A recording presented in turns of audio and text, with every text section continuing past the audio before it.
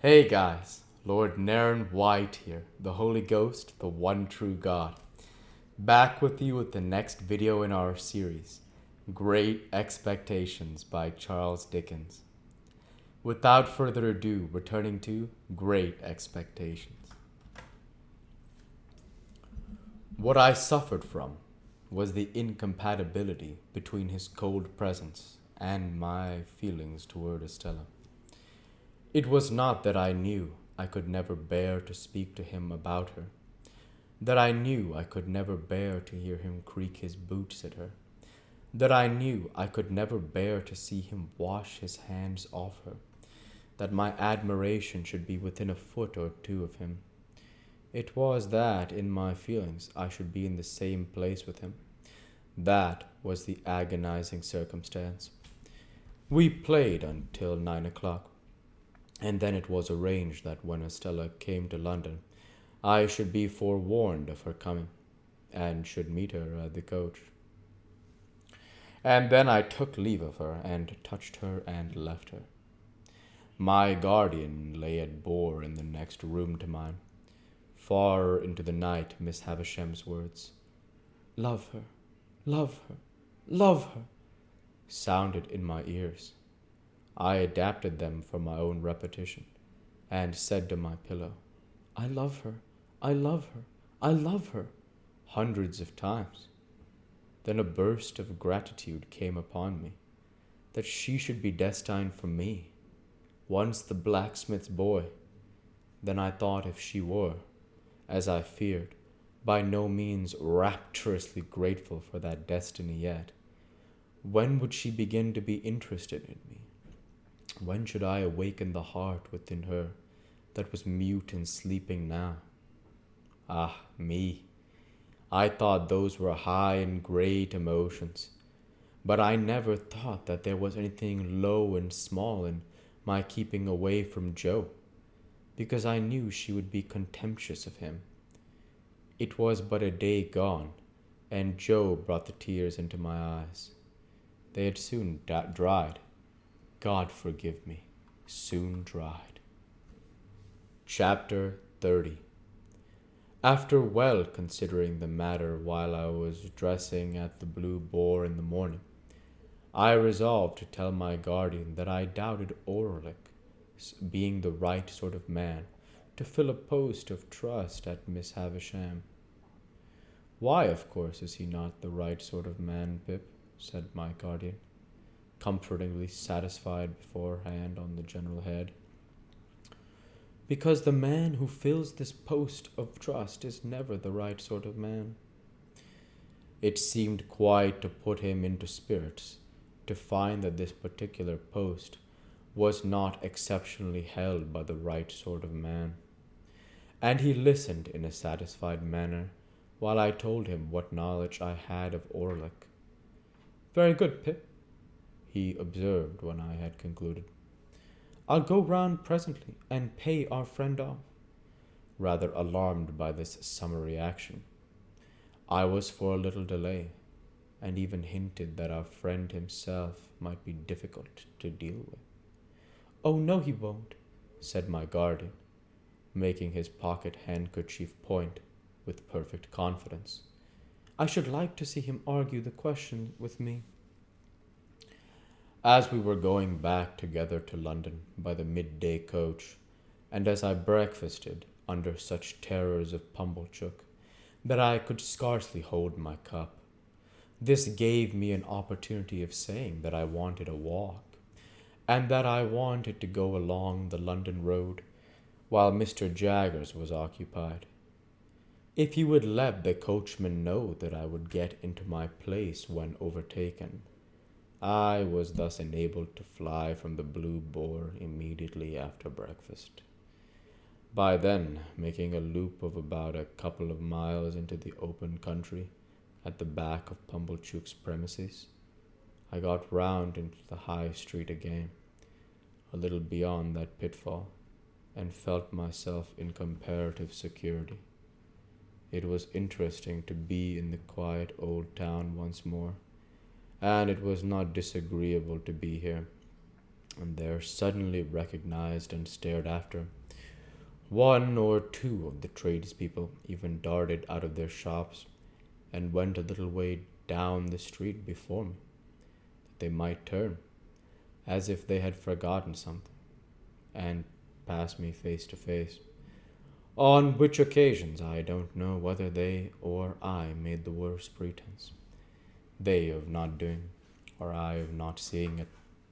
Still, my position was a distinguished one, and I was not at all dissatisfied with it, until fate threw me in the way of that unlimited miscreant, Trabb's boy. Casting my eyes along the street at a certain point of progress, I beheld Trabb's boy approaching, lashing himself with an empty blue bag, deeming that a serene and unconscious contemplation of him would best beseem me, and would be most likely to quell his evil mind. I advanced with that expression of countenance, and was rather congratulating myself on my success, when suddenly the knees of Trabb's boy smote together. His hair uprose, his cap fell off. He trembled violently in every limb. He staggered out into the road, and crying to the populace, "Hold me! I'm so frightened!" feigned to be in a paroxysm of terror and contrition, occasioned by the dignity of my appearance. As I passed him, his teeth loudly chattered in his head, and with every mark of extreme humiliation, he prostrated himself in the dust. This was a hard thing to bear, but this was nothing. I had not advanced another 200 yards, when to my inexpressible terror, amazement, and indignation, I again beheld Trabb's boy approaching. He was coming round a narrow corner. His blue bag was slung over his shoulder. Honest industry beamed in his eyes. A determination to proceed to Trabb's with cheerful briskness was indicated in his gait. With the shock he became aware of me, and was severely visited as before. But this time his motion was rotatory, and he staggered round and round me, with knees more afflicted, and with uplifted hands as if beseeching for mercy.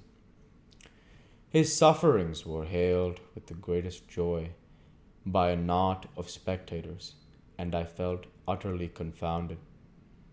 I had not got as much further down the street as the post office, when I again beheld Trabb's boy shooting round by a back way. This time he was entirely changed. He wore the blue bag in the manner of my great coat, and was strutting along the pavement towards me, on the opposite side of the street, attended by a company of delighted young friends, to whom he from time to time exclaimed, with a wave of his hand, "Don't know ya!" Words cannot state the amount of aggravation and injury wreaked upon me by Trabb's boy. When passing abreast of me, he pulled up his shirt collar, twined his side hair, stuck an arm akimbo, and smirked extravagantly by, wriggling his elbows and body, and drawling to his attendants, "Don't know ya, don't know ya, 'pon my soul, don't know ya." The disgrace attendant on his immediately afterwards,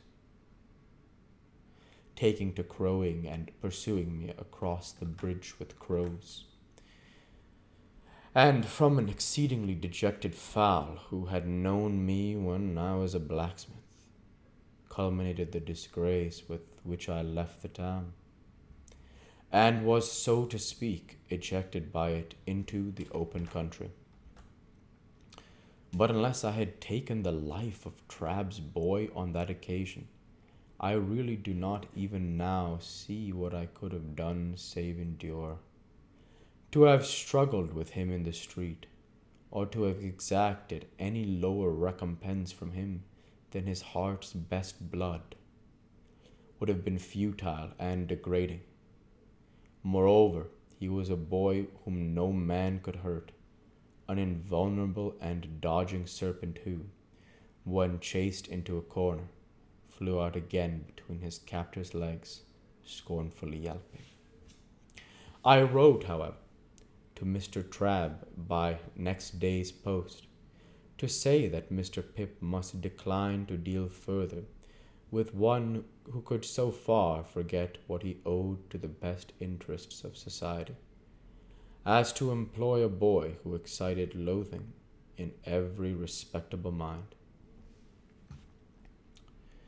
We'll go ahead and stop there for this week. As usual, I want to say thank you for watching, and I hope you enjoyed. Please like, comment, and subscribe, as it greatly helps the channel. Light be with you all. Take care, and thanks again.